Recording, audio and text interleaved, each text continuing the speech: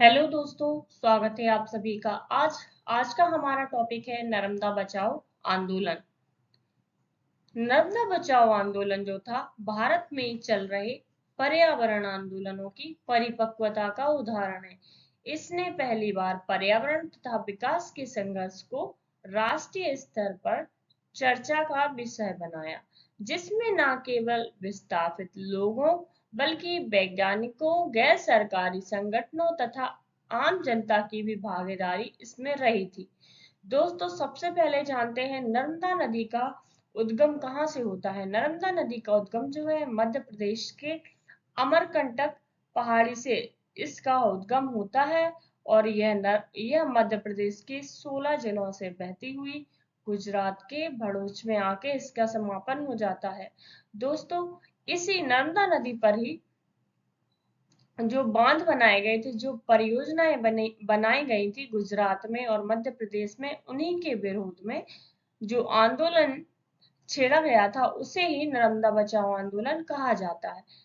चलिए विस्तार से चर्चा करते हैं। नर्मदा नदी पर सरदार सरोवर बांध परियोजना का उद्घाटन 1961 में किया गया था। पंडित जवाहरलाल नेहरू जी ने इसका उद्घाटन किया था। लेकिन चार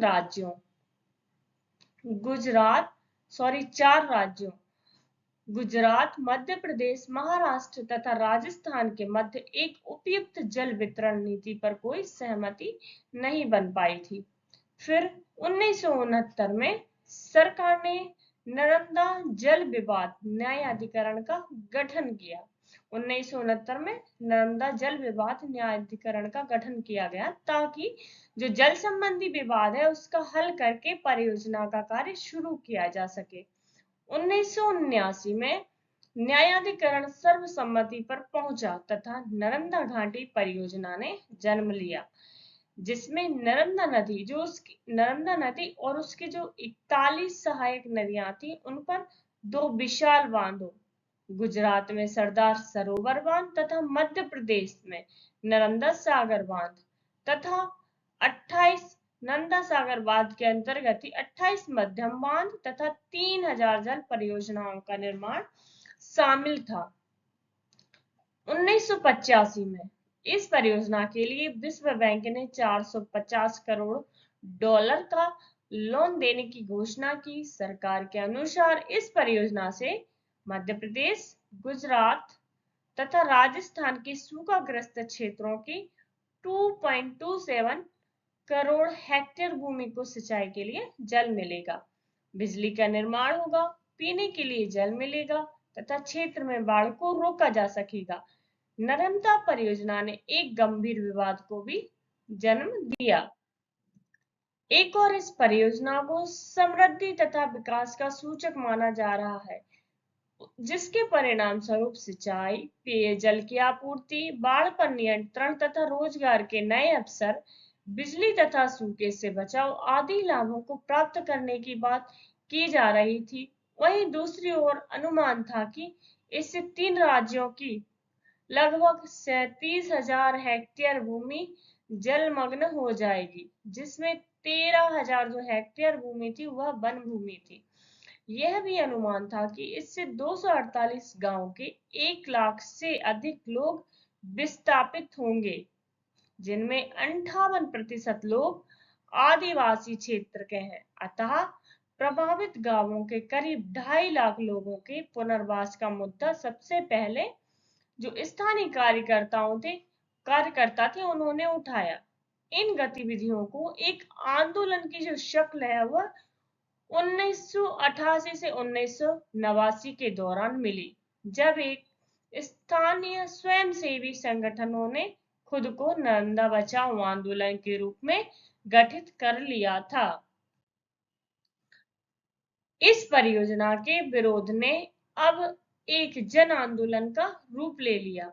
1980 से 87 के दौरान जनजातियों के अधिकारों की समर्थक गैर सरकारी संस्था, जिसे कौन सी थी, अंक बहानी थी, जिसके नेता थे अनिल पटेल।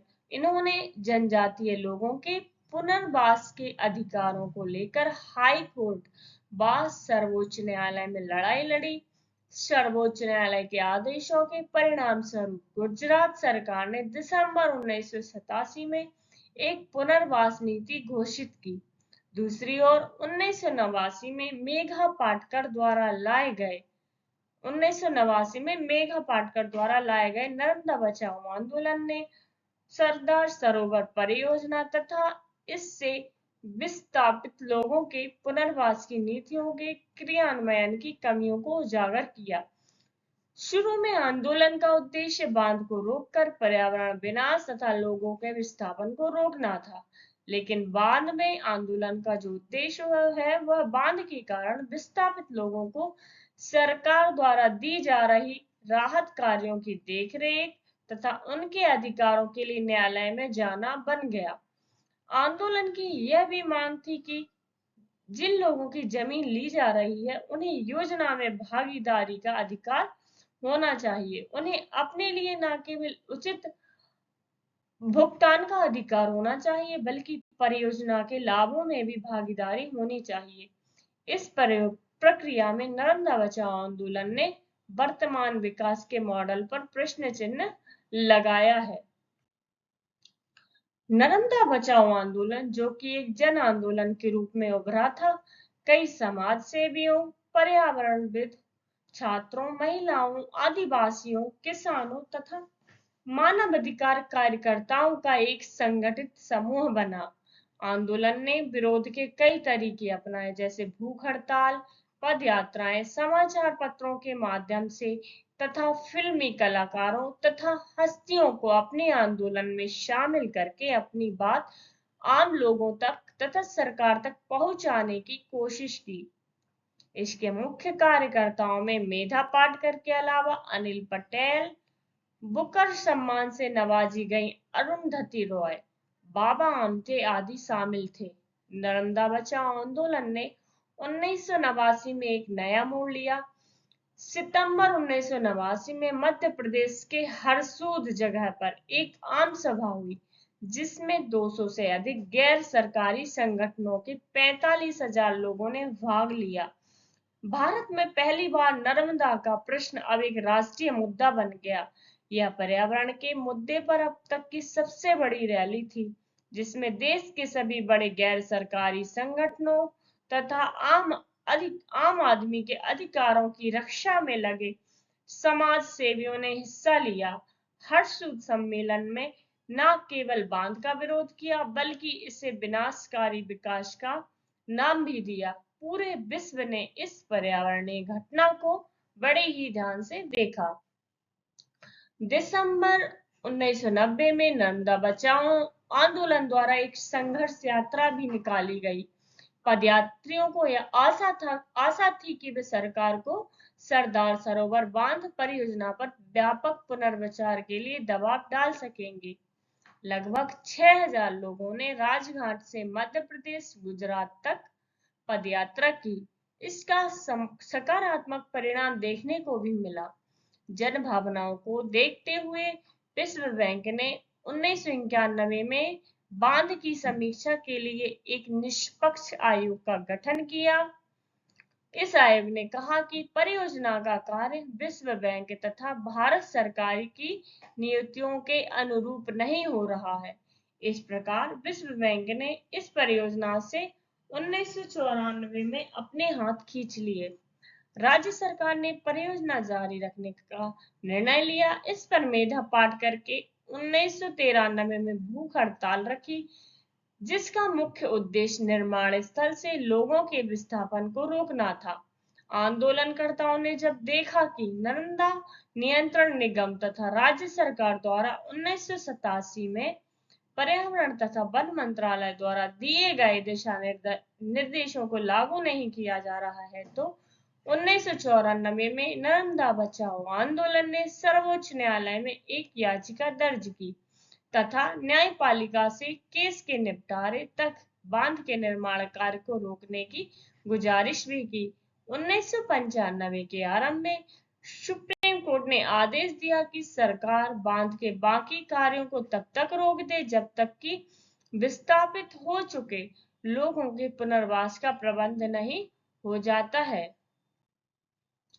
18 अक्टूबर 2000 को सर्वोच्च न्यायालय ने बांध के कार्य को फिर से शुरू करने तथा इसकी ऊंचाई 90 मीटर तक बढ़ाने की मंजूरी दे दी। इसमें कहा गया कि पहले 90 और फिर 138 मीटर तक जा सकती है, लेकिन इसके लिए कदम कदम पर यह सुनिश्चित करना होगा कि पर्यावरण को खतरा तो नहीं है और लोगों को बसाने का कार्य ठीक से चल रहा है। साथ ही न्यायपालिका ने विस्थापित लोगों के पुनर्वास के लिए नए दिशा निर्देश दिए, जिनके अनुसार नए स्थान पर पुनर्वासित लोगों के लिए 500 व्यक्तियों पर एक प्राइमरी स्कूल, एक पंचायत घर, एक चिकित्सालय, पानी तथा बिजली की व्यवस्था तथा एक धार्मिक स्थल अवश्य होना चाहिए। अप्रैल 2006 में नर्मदा बचाओ आंदोलन में एक बार फिर से उग्रता आई, क्योंकि बांध की ऊंचाई 110 मीटर से बढ़ाकर 122 मीटर तक ले जाने का निर्णय लिया गया। मेधा पाटकर जी पहले से ही विस्थापित हुए लोगों के पुनर्वास की मांग को लेकर संघर्ष कर रही थी, अनशन पर बैठ गईं। 17 अप्रैल 2006 को नर्मदा बचाओ आंदोलन की याचिका पर उच्चतम न्यायालय ने संबंधित राज्य सरकारों को चेतावनी दी कि यदि विस्थापितों को उचित पुनर्वास नहीं हुआ तो बांध का और आगे निर्माण कार्य रोक दिया जाएगा। तो दोस्तों, ये था नर्मदा बचाओ आंदोलन। अगर आपको वीडियो पसंद आई हो तो आप वीडियो को लाइक जरूर करें, चैनल को सब्सक्राइब करना बिल्कुल भी ना भूलें। Thank you.